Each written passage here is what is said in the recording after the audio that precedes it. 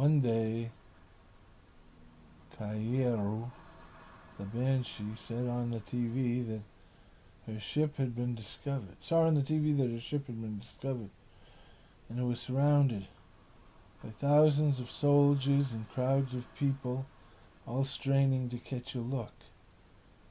She could hear the hum, so she knew that the ship was becoming nervous.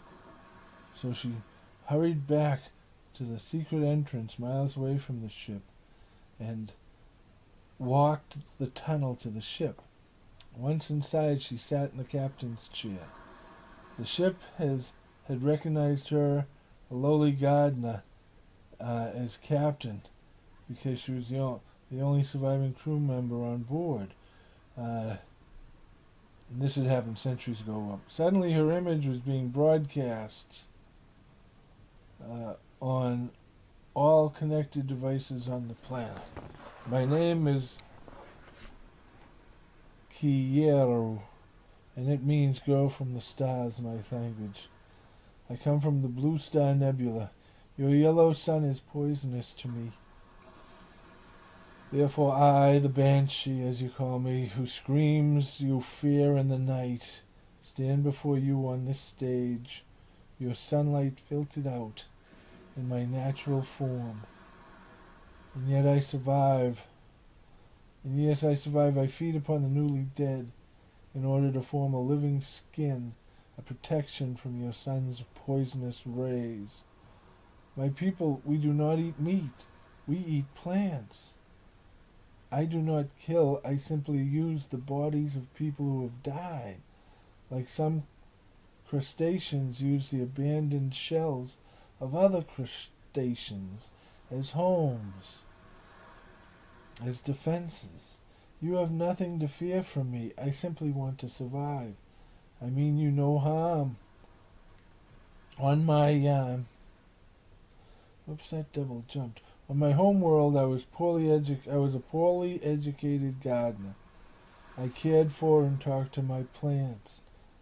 I have always felt like an outsider, even among my own kind. This arrow thing jumps on. Please don't approach the ship or hit it with a projectile of any kind, or attempt to tag it or bag it, because the ship will not react well, and I would not be able to stop it in time before millions of your people had been killed. So please stay back for your own protection. Stay back. Only the screen at the UN was live any longer. You, the world leaders, can talk to me in confidence. That was it. And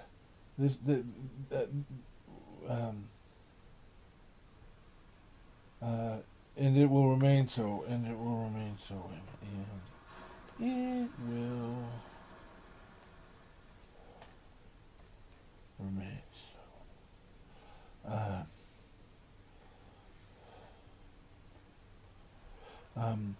That was it. We all get all the world leaders gasped, panicked, and pondered. What should be done? Banshees are real. Wipe them all out. Why take chances? It's an invasion. A wave of fear swept the planet, and it bounced off the ship in the form of bullets, bombs, and tracking devices. Then the screams went out. Radiation! Radiation! A simple release of radioactive waste, and not overkill, and the area was cleared.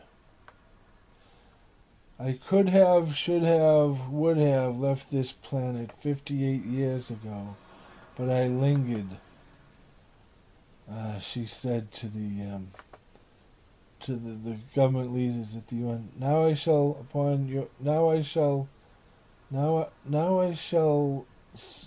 stay upon your world no longer.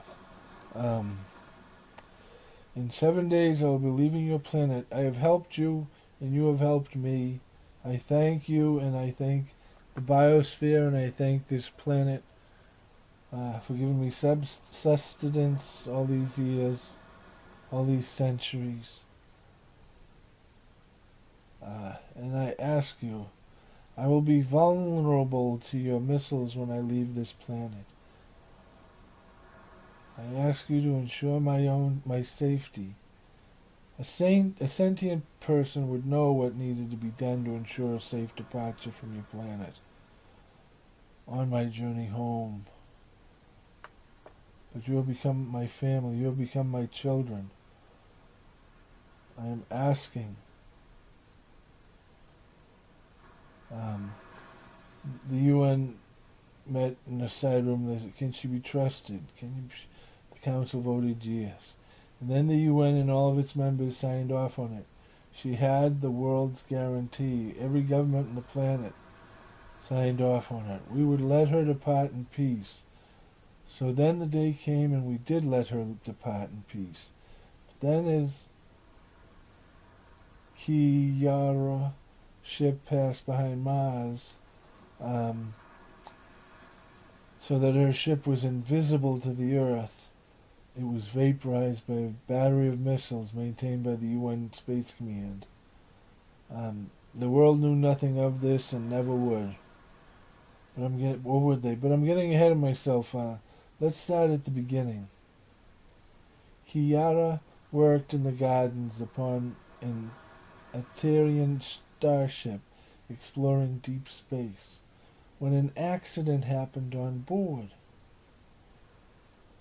And the captain ordered everyone to shelter in place, and then he ordered the ship's computer to find a planet with a biosphere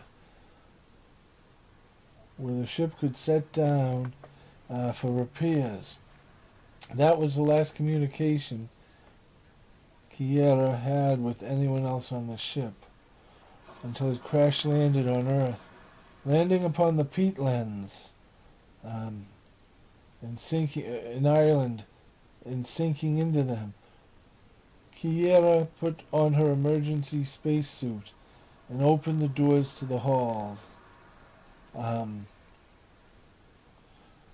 the doors to the halls. Okay, and walking the empty corridors, she soon realized that she was... Jeez, I hate how this jumps. She was alone. There was no one else on the ship, alive.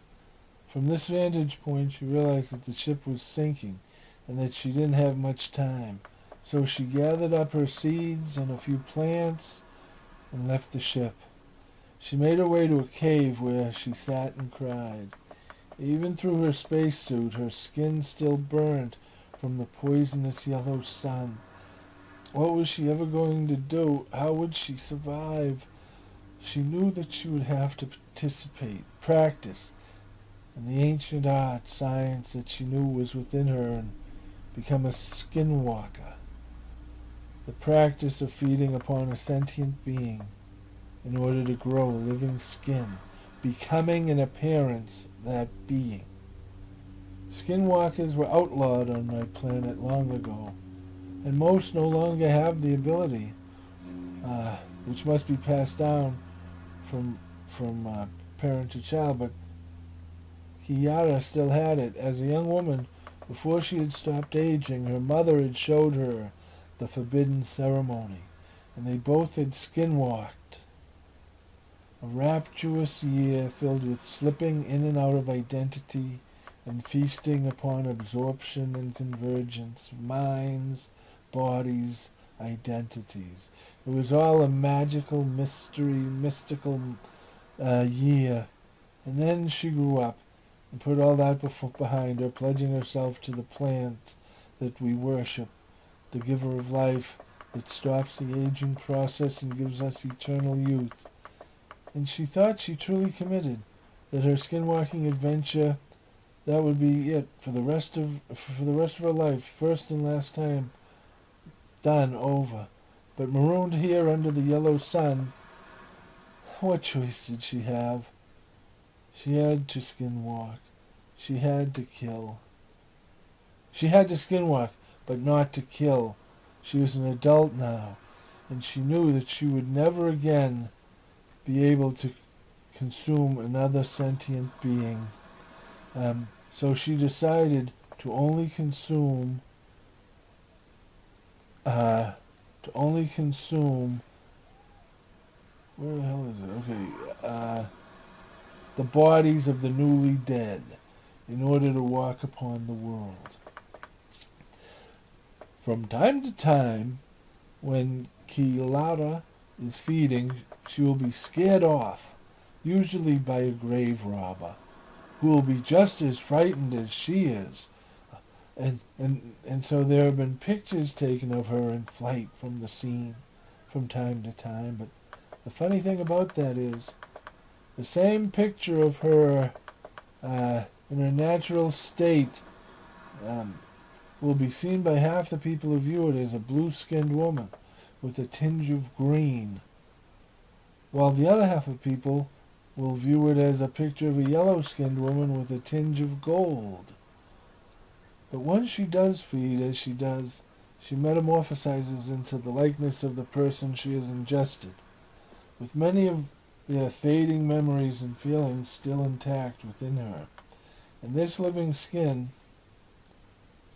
protects her from our sun for years, decades, sometimes even longer, depending upon how much resistance how much resistance there is in the person she consumed, during which time she feeds upon a plant. That is her diet, which is native to her planet, that now grows everywhere on ours, and she is able to walk among us. With a new body, Kiara entered Trinity College, even though she had written most of the books being taught there. She decided to take a course on banshees, to learn what is taught about her in the larger culture.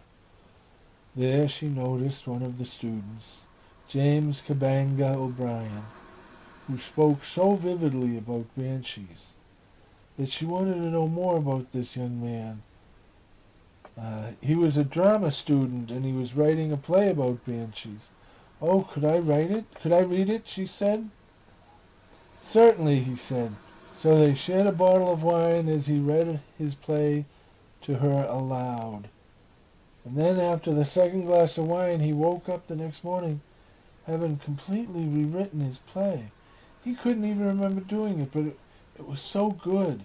It sung the cry of the banshee. Cry of the banshee. He called Kilara his muse and insisted that she star in his play. At first she refused, but then she reluctantly agreed. The school was soon abuzz about the discovery of a new Shakespeare. The fun, the camaraderie, treating life as a celebration. It was all so intoxicating. Then on the eve of the performance, she felt her stomach, and she knew something was wrong. So she began running. She had to make it back to the ship, to the life pod, but soon she could not make it one step further. So she crawled into the bushes on her hands and knees and gave birth to a son. And then as she bundled up her child in her own blouse and prepared to stand up and to continue on to her ship, she froze. The whole process, it was triggering a shedding of her skin. She quickly placed the baby down as she began to shed her skin. "So I walked out of my house to see what all the noise was about," said Harry to Officer Ben Levitt. "And so here was a newborn baby on the ground, and her mother, who was in all body paint, out cold, half in the bushes, half out. It's a good thing she put the baby down before she passed out. But I didn't have any time to worry about her.